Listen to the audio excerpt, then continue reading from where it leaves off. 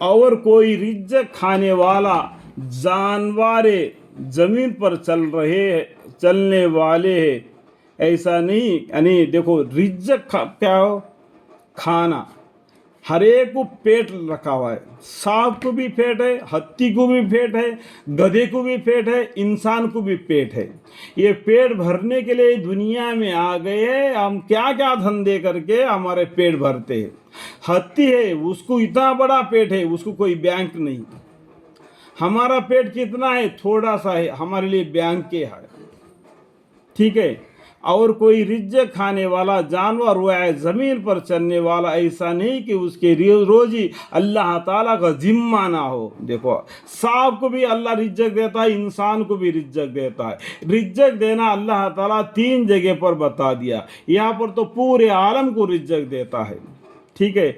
और एक जगह पर माँ का पेट में बच्चा होता है, उस टाइम पर अल्लाह बोलते हैं, अल्लाह ताला उसकी माँ को भी रिज्जक देता है, उसके माँ के जरिए से उसका पेट में बच्चा जो है ना, उसको भी रिज्जक पहुंचा देता है। जब माँ अपने बच्चे को जनती है, अल्लाह ताला बोलते हैं हम उस बच्चे को भी रिज्जक देंगे और तुमको भी रिज्जक देंगे, रिज्जक के बारे में तुम ना डरना। लेकिन आजकल इंसान को अल्लाह ताला अशरफुल मखलूकात करके फ़ायदा फरमाया, वो खुद डॉक्टर के पास जाके कहती है कि मेरा पेट में लड़की है, उसको गिरा दो। नहीं तो ऑलरेडी मेरे पास 2-3 बच्चे हैं, ये बच्चे की ज़रूरत नहीं, इसको गिरा दो। देखो ये हालत है। लेकिन अल्लाह ताला रिज्जक का जिम्मा हमारा अल्लाह का वादा नसब है। वो अल्लाह ताला मरने तो उसको रिज्जक देगा। तुम्हारे लिए इसलिए पैदा किया इंसान को और जिन्नात को महज इसलिए पैदा फरमाया कि वो अल्लाह की इबादत करे। लेकिन ये दुनिया कमाने के लिए नहीं भेजा। दुनिया कमा कमा कर रखते क्या, दुनिया तुम्हारे साथ आएगा, एक दिन इसको छोड़ना पड़ेगा। चाहे कितना भी तुम उसको प्यार करो, मोहब्बत करो, घर के ऊपर या पैसों के ऊपर या वो खेत के ऊपर या तुम्हारे तिजारत के ऊपर या व्यापार के ऊपर कितना भी जी लगा दो, एक ना एक दिन उसको छोड़ना ही पड़ेगा। या तो तू हाथ से निकल जाएगा या तो तुम मर जाओगे।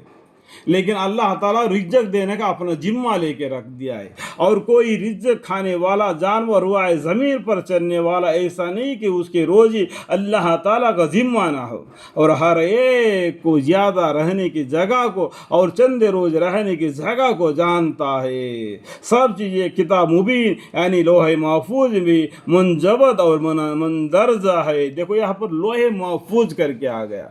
लोहे महफूज को पाक फरिश्तों के अलावा कोई हाथ नहीं लगा सकता।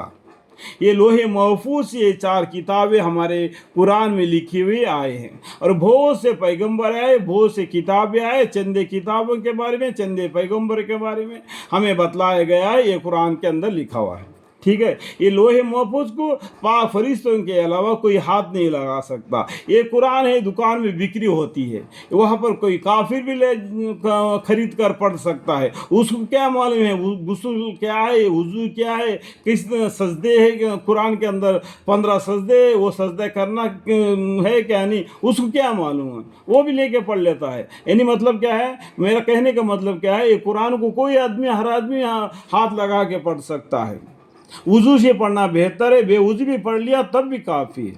ये नहीं कहता हूँ कि मैं तुम्हें बेवुज़ू कुरान पढ़ो, वुज़ू से पढ़ना बेहतर है, अगर बगैर वुज़ू का पढ़े तो भी बेहतर है। और अल्लाह वो सवाब अलग अलग होगा। लेकिन कपड़े में बांध कर ऊपर रख दोगे, निकालना और फिर रखना, ये बड़ा काम है करके वो बस साल में 1 मरतबा पढ़ना या जुम्मे में पढ़ना, हमारे घर में अपने औरत पढ़ती है, ऐसा नहीं रखना। कि कुरान को हर इंसान को पढ़ना ज़रूरी है ताकि उसको मालूम पड़ जाए कि अल्लाह का अहकाम क्या है। ये कुरान कहाँ से आ गया, लोहे महफूज में से आ गया, मंजबत है, मंदर्ज है।